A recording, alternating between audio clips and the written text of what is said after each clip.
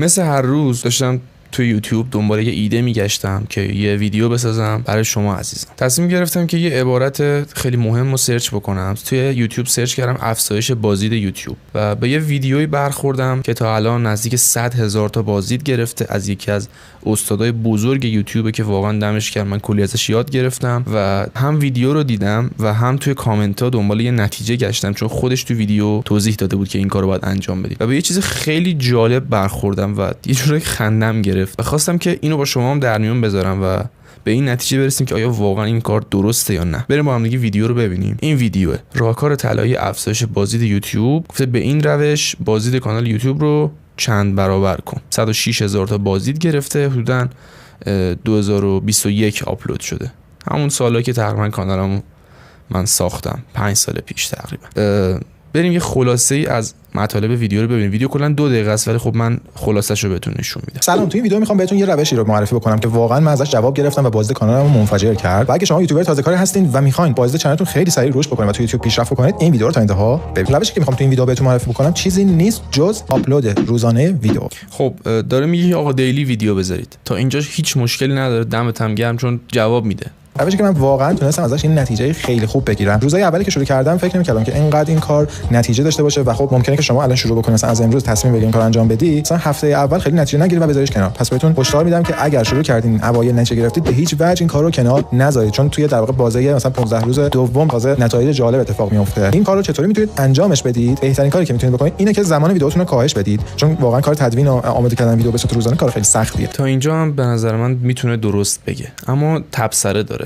ما باید کیفیت رو کاهش بدیم در حدی که دیگه یه کیفیت حداقلی داشته باشه. از اون ایدئالمون باید فاصله بگیریم تا یه مدتی، نه اینکه حالا همیشه فاصله میگیریم. زمان ویدیو رو مثلا به جای ویدیو 20 دقیقه‌ای می‌ذاریم مثلا ویدیو 7 دقیقه‌ای توی این رنج، حتی بعضی ویدیوهای کوتاه‌تر، اینکه بعضی از دوستان دیگه اگه انرژی نداره میتونن بیان ویدیوهای کوتاه شورتس بزنن، چون اونام خیلی خوب جواب میدن.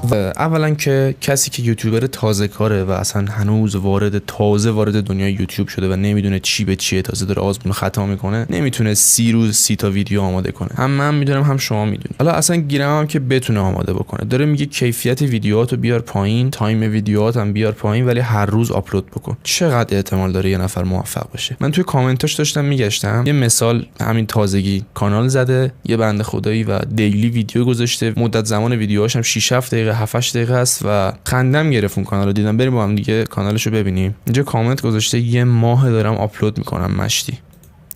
کانال مایند بوک، این کانالشه، 17 تا ویدیو گذاشته. حالا 17 روز ما میگیم مثلا دیلی ویدیو گذاشته و یه دونه ساب داره که الان هیچ سابی نداره.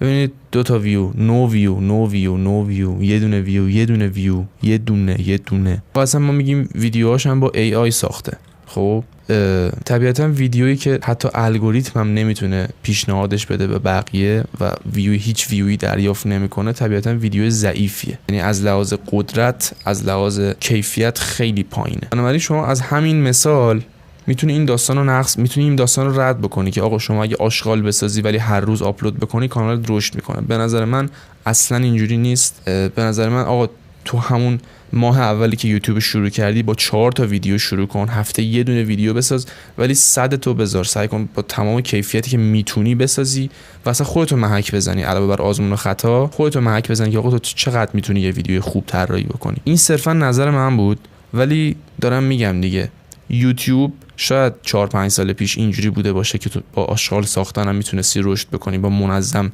پشت هم دیگه کانتنت گذاشتن میتونستی رشد بکنی، ولی الان دیگه اینجوری نیست. الان چون هوش مصنوعی داره، الان چون داستان الگوریتم کلا عوض شده و فرق میکنه، شما باید محتواتون انقدر قوی باشه که واقعا مخاطب بیاد اون ویدیو رو ببینه و الگوریتم یوتیوب هم با هوش مصنوعیاش تشخیص میده که این محتوا خوب بوده، پس من وایرالش میکنم و این کانال رو رشد میدم. یعنی تمام داستان اینه. من کانال هایی دیدم که با 2 تا ویدیو، با 3 تا ویدیو مانیتایز شدن، کانال هایی هم دیدم که با 400 تا ویدیو 500 تا ویدیو اصلا مانیتایز نشدن و کلا گذاشتن کنار. خلاصه که این داستانو حواستون بهش باشه و هر کسی که اومد گفت آقا پشت هم تون ویدیو بذار، به نظر من قبلش یه ذره فکر کنید و بعد تصمیم بگیرید. این روش به نظر من تو یوتیوب ممکنه جواب نده.